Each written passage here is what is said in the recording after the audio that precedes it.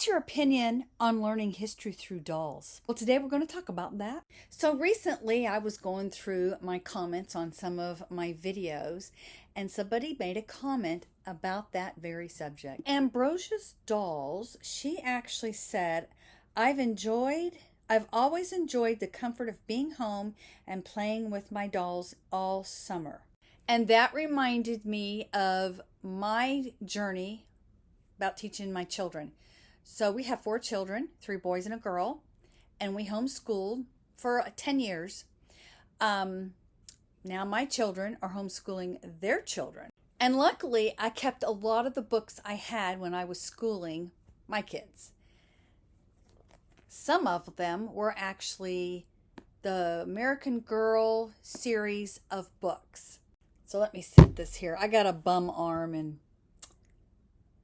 I can't hold it up because it's kind of heavy, but this way you can actually see it a little better. So I have a lot of the old American Girl books. Molly, Felicity, I can't remember. Maybe I'll just put down here who all I have. It's quite a few. But I picked out a couple here just to show you that I actually have things that were really good to use for homeschool. So this one here is Felicity. She was from the 1774s. Look what else I got. Welcome to Felicity's World. Life in Colonial America. I'm trying to read this backwards. It's not backwards to y'all, but to me it is. They flip it. All right. So these books are really cool if you've not ever seen these. And I'm not for sure if they still have them or not. That'll be interesting to check out. But see, we have stories and history. Here's the 13 original colonies. Talks about Felicity was born in Virginia, one of the 13 American colonies ruled by King George III in England. By 1774, thousands of people from Europe and Africa had come to America, the New World. Some were brought against their will, others eagerly crossed the ocean in hope of a better life. They had to go a long way. But that's pretty cool, and it's got all these different things about history. Some of it's good, some of it's bad. I think every country has good things that happen and bad things to happen. So we need to all remember that. And, point that out when you're teaching your children. These, if you're not homeschooling, these would be great for summertime stuff just to supplement. I know my kids used to get bored quite a bit when they were at home, and so I always made sure that they had activities to do. Yes, they still got to go out and play with their friends when they were home. Yes, they did play video games, but they didn't just only play video games. We had a variety of things. And you have your rainy days and all. Some other things we had here, we've got paper dolls. And then look at this. So this is what was life like in America of 1774. Students will love discovering the answer by reading Felicity's books, using the picture map of her world, and doing the fresh fun activities in this guide. So this goes along with the storybooks. And, I did have 3 boys and only 1 girl. But this was something good for the boys to listen and learn from too. A lot of these girls in the American Girl series, they had brothers or friends that were boys. So they did have boys there. But it's like right here, this is chapter 1. And I would just copy these. I had 4 kids. I didn't want to buy 4 of these. And I'm hoping that my grandchildren will be able to use these. I do have a couple now that are definitely are old enough. But it says, when you finish reading each chapter, stop to answer these questions. Name at least 3 things Felicity must learn from her mother. Which of these things would be most interesting to you? So here's another question. How does Felicity feel about her first lesson at Miss Manderley's? And how would you feel in her place? So not only do we have a little bit of comprehension there, but we also have a little bit of critical thinking. So what happened here, and what do you think about it? And it was a little bit more specific on those type of questions. It says Felicity has learned to be a gentlewoman. What do you think this means she'll have to learn? And it's been a while since I've read these, so I'm not really for sure, but I'm kind of thinking maybe they have something about being a gentleman.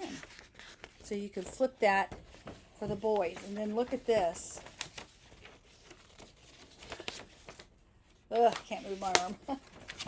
I'm doing a video about my arm, why I'm having issues with it. So I don't know if it's out yet. But anyway, here is the town in Virginia that she lived in. Funny thing is now, my daughter actually lives in Virginia. It's a lot of history there. So it would be really cool for her daughters, which they would be perfect age for this, to read these books, do these, and have fun learning about the area that they actually live in. So the next thing I want to show you, or person, is Josefina. So we have this 1824 little girl, and I think they're supposed to be about 9, 10, 11, somewhere in that age bracket there. But what was life in America in 1824? Students will love discovering the answer by reading Josefina's books. Kind of the same thing there. But we have Meet Josefina. Josefina learns a lesson. It's a school story. Josefina's surprise. That's a Christmas story. Happy Birthday, Josefina. A springtime story. Josefina saves the day. A summer story. And Changes for Josefina. A winter story. And I think that pretty much goes with, let's look at Felicity here. Yeah, Meet Felicity. Felicity learns a lesson. Yeah, Christmas story. Yeah, that pretty much follows the same idea in all the books, I think. This one, it got a little damaged. We had our hot water heater bust when we were on vacation one year, and a lot of stuff got destroyed, including this. But this looks like it's okay. The map may not be okay. But, so here we go. This is a school story book. We've got the plot summary of all the different chapters. It tells you using the picture map, which hopefully I have to look and see if I can get that to work. Here's some vocabulary words. We have straightforward, elaborate, luster, determination, expedition, ruddy, flourish. And it talks a little bit. It says the lessons Josefina learns. We got stormy weather, rancho life, historical parallel. That's good because you're reading the story about this fictional character, but a lot of the stuff you're reading about is nonfiction. So here we go. As you read, Josefina learns a lesson. T. Dolores. Now, okay, before I go any further, I'll just let you know, I'm not really good on Spanish. So those of you who are Spanish speakers natively or speak Spanish, don't judge me too critically. I would love to learn Spanish, but I don't have that gift. So Tia Dolores is willing to advise the girls, but not to do their work for them. Why do you think it's important that Josefina and her sisters learn to do it for themselves? That's really, really good. Do you agree with Francesca that Tia Dolores is asking too much of the sisters and is trying to change them? Why or why not? So you don't just have a yes or no answer there. They want you to think about why that is.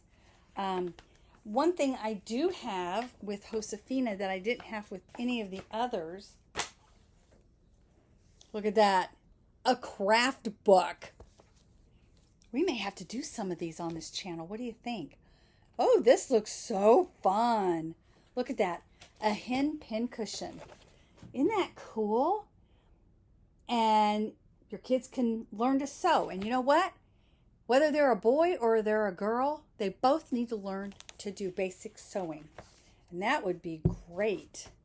Here's some more. Stitch in Time. What is this?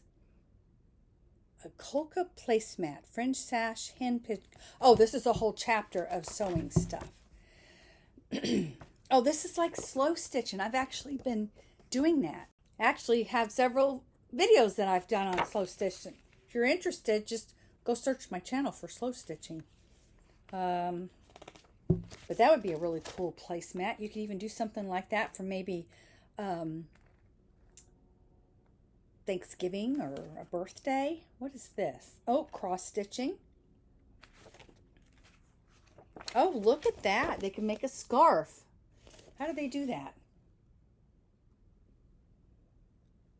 I don't know. I'm going to have to look at this a little bit more. We got bookmarks.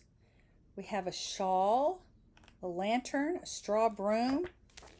Anyway, that looks a lot of fun. And if I remember correctly, these may have, oh, they do. No, do they? I thought they had cooking stuff. Oh, make a model of Josefina's home. There's a lot of really cool things in there. I may have to look through there more and incorporate that into this channel. Anyway, in my opinion, I do think learning needs to be fun. It needs to be something that the kids enjoy. I know when I was going to school, I was not homeschooled. And I'll be honest with you, I didn't like school. I thought it was very boring, especially history. I hated history. I hated the fact that all it was just learning a bunch of dates. And it wasn't until I became an adult and I actually took a family history class in college. And I started to think, wait a minute, all that stuff that I was learning that I didn't like, in history, those were actually real people. Now, I knew they were real people, but it was almost like I connected it when I started learning about my family and how a lot of them came over from Germany. And I found letters from some of my German ancestors. And anyway, it just became more real. And then when I started homeschooling, it even became more real. And I tried to make it like that for my kids when I was teaching them. Hence the reason I got these books. So whether you're homeschooling or not, you can actually make history come alive. And like I said, it would be a great summer activity. Let me know what you think about all this down in the comment section below. Do you homeschool? If you do or don't homeschool, do you do stuff like this to supplement school in the summertime or even like at spring break? We used to do that quite a bit. I know it was spring break, but for instance, one time we took the kids on a cruise. We saved our money up so we could all go on a cruise, and we were going to Mexico, and we went to some ruins. And before we went, we learned about where we were going and the history of that. Doesn't that sound like fun? Anyway, like I said, let me know what you think about all this. Thank you so much for all of your support. If you're somebody that loves to craft and make things, like maybe you're a hobby maxer like I am, subscribe to this channel and make sure you press that little bell for notifications, and have a great day. This is Terry Jeanette with Be Creative, signing out for now. Bye-bye.